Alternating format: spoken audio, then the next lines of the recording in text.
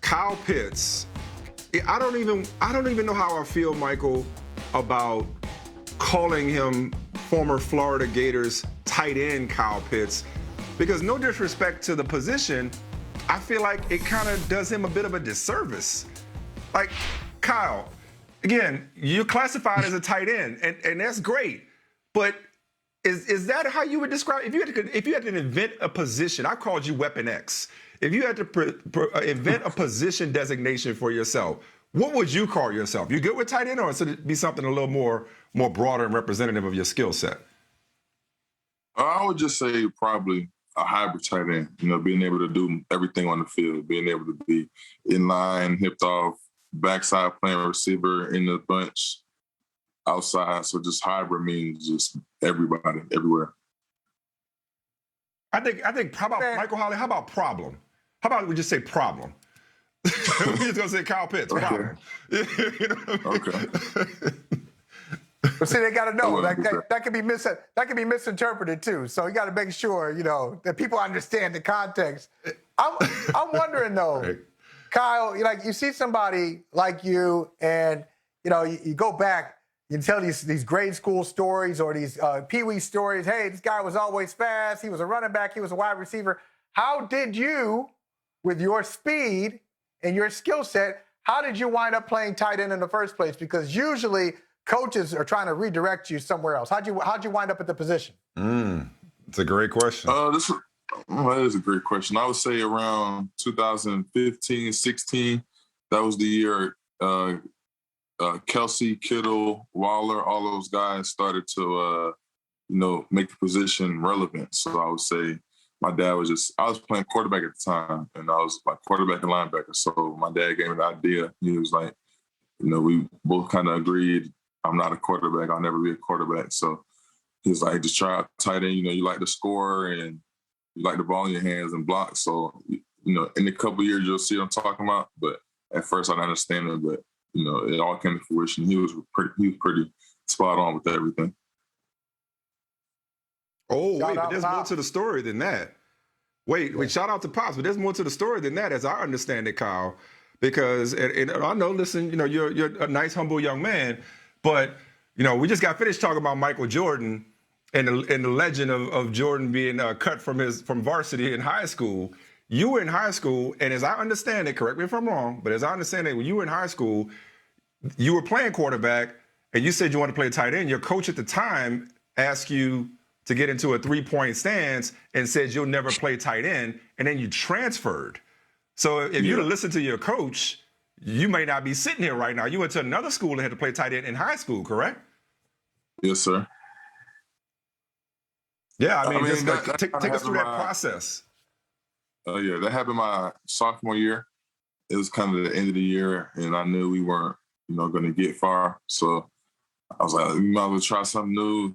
My dad gave me the idea, and I tried it. He was like, like you said, no, you won't make it. You will be lucky to get a scholarship. So after that is when I transferred, and Coach Devlin, I started to play tight end like that summer leading up to my 11th grade year, all through camps and stuff, and was getting national exposure. So that was something that was, he gave me a great opportunity to play the position. Have you talked to that coach that told? Sorry, Mike. I was just wondering. Have you talked to that coach that told you weren't going to be a tight end? I mean, what is he? How you like me now? Type thing. Where is he now? I don't know where he's at now. I haven't seen him since I left that school. Okay. All right. Well, you obviously went on to bigger and better. Go ahead, Mike. No, I want to ask you, Kyle. I saw one of the headlines. You said you might be the greatest. You might become the greatest tight end ever. Who would you knock out of the current position? Like, who's the best, or who are the two best in your mind ever? Now, that's a big statement. But who are those guys? Best ever? Yeah. That's a good one. I'm going with Shannon Sharp. I'm putting him up there, and like him and Tony Gonzalez. Those are two guys that are definitely one of the trailblazers for the position.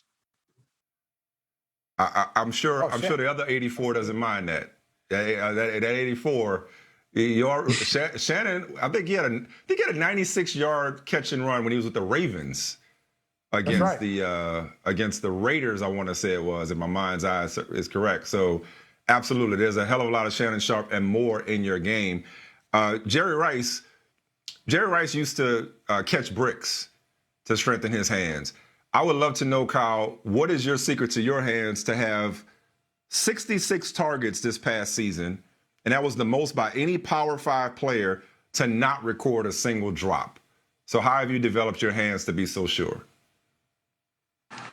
I would just say reps on the jug machine and squeezing rice. That was something I like to do. And the trainers kind of had us walking, squeezing rice. And rice. I would say walking. Like bags of rice? Like if you put it in a bowl and just squeeze it, it gets your grip stronger. Get my forearm strong so I can squeeze the balls. So it's just different.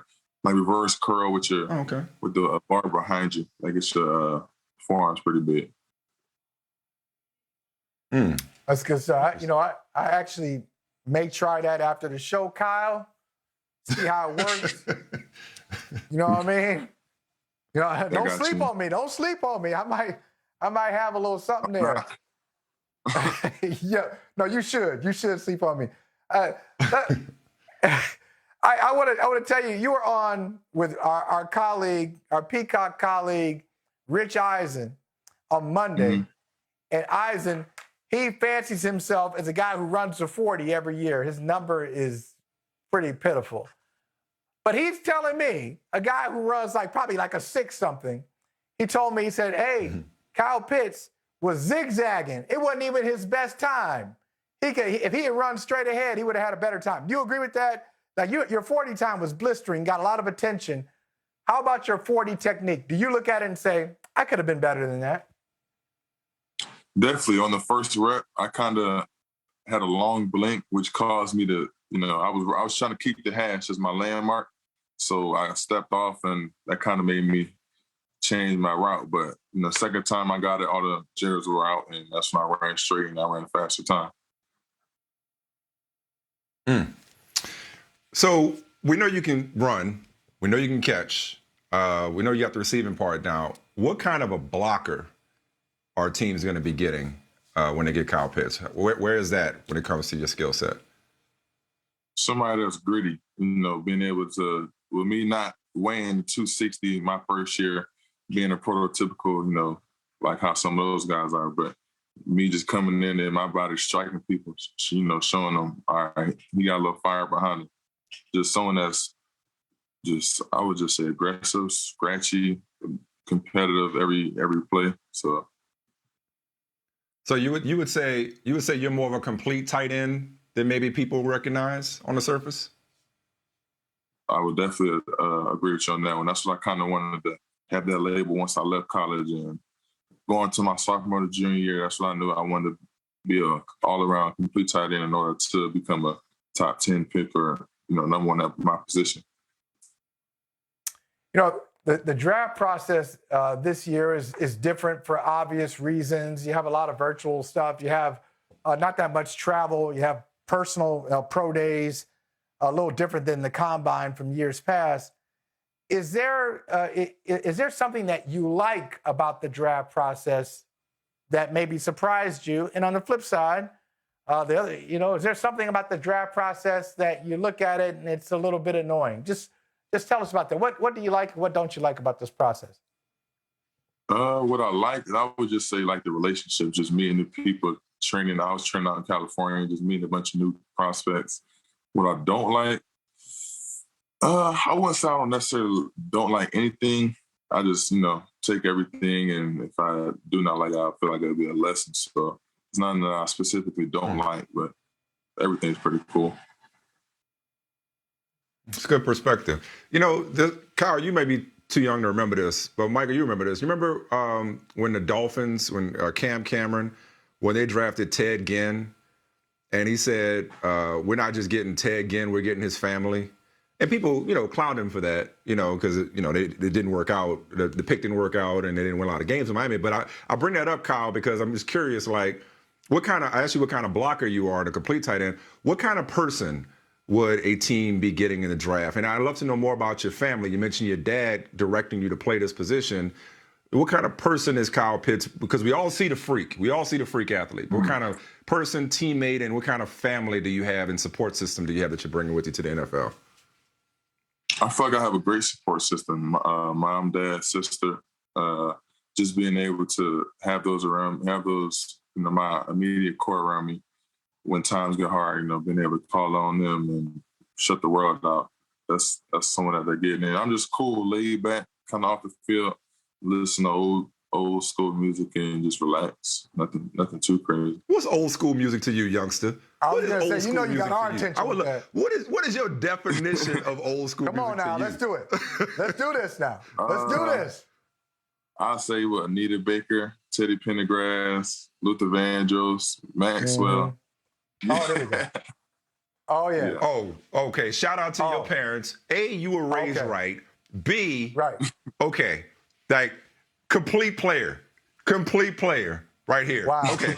We were already on the hype train with Kyle Pitts. Your taste in music, just put it over the top, brother. That's. Oh, we got to stay. We got to stay there for a second. We got. Yeah, let's stay there. Stay there for a second. All right, now listen. We're big music fans on this show, so you just named a lot of heavy hitters. I don't even know where to go first, but just tell me like a couple of your favorite albums, songs from anybody. Pick them. Anita Baker. Come on, Teddy Pendergrass, Luther. Teddy Pendergrass. Give me some stuff here. Give me some stuff that you were listening to maybe before a team came by to check you out or as you were getting ready for a game. Give me some good stuff. Well, I'll start with Just Because. I like Kim, You're on My Mind. You're Right. What else? Love Calls. Luther, you got House Is Not a Home. Teddy, When Somebody Loves You Back. Whoa. Who else? Come on. This dude, man. Hey. Hold on, I got some more. You know what, Kyle? You may be like the official NFL player of the You show. are a unicorn. Like you. Yes. Exactly. And yes. So if you, and I know we're a little bit past this, but now since you bring it up to old school, you must have peeped the verses between Earth, Wind, and Fire and the Isley Brothers. And did you check it out? No, I didn't get a chance to watch it. Okay. Check that out. It's on YouTube. You can look at it. Man, it will, based on your musical taste, you're going to love it. Hosted by Steve Harvey. But here's the question. I mean, again, I asked you about your family and you gave a great answer. But to me, your musical taste tells me more about how you came up. And I'm so impressed with your old soul. So here's the question, man. Somebody that's running around listening to Teddy Pendergrass and Anita Baker and Luther Vandross and Kim and Maxwell, can you sing? No. I'm not going to go that far. I cannot sing. Okay. I didn't know if those pipes, I didn't know if you can carry a tune as well since you got such good musical taste. What other skills do you have? We know about your skills on the field. What other skills do you have? What other hidden talents do you have? You can't sing, but what else do you do other than catch footballs and score touchdowns? I fish. That's about as much outdoorsy as I'll get. I'm not hunting. I don't like to go camping, but I would just say fishing, playing the video games, and working out. That's all really. I don't really do too much. Okay. Well, I know I'm preaching to Michael when I say if we were in franchise mode in Madden, we'd have both been trying to trade up to get Kyle Pitts. Put it that way. we'd have definitely tried to build our team around you. Yes, sir. Yeah, but get ready, man. Get ready. It's gonna be fun for you on draft day. We don't know where you're going, but I don't think you'll be waiting too long to hear your name called. Safe bet. And I know it's something you put the work in and you're excited about it. How's your family? We've talked about your family. How's your family dealing with this, all of the attention? Are they excited? Are they blown away by all the attention? Like, how would you characterize their feelings through this? I think we're all kind of just taking it the same. You know, we're all excited for the new change in life that's going to happen, but just not overly showing it, you know, getting anyone nervous or anxious, just taking it day by day. And when that day comes, that'll be when everything changes, and in a good way, I would say. So just whenever that day comes and when that happens, I'll be eager to see how it goes. All right, man. We're eager to see where you land. 4, 6, 5. I mean, it's like Michael said, it will not be long. And wherever you go, we know you're gonna wreck shop. And while you're listening to some smooth R&B, when you said old school, I thought you were gonna say something like, somebody from the last 10 years or whatever. But nah, you're our kind of guy, Kyle Pitts. Appreciate you spending some time with us, man. And please come back again and let's talk some football and music again. No problem. All right.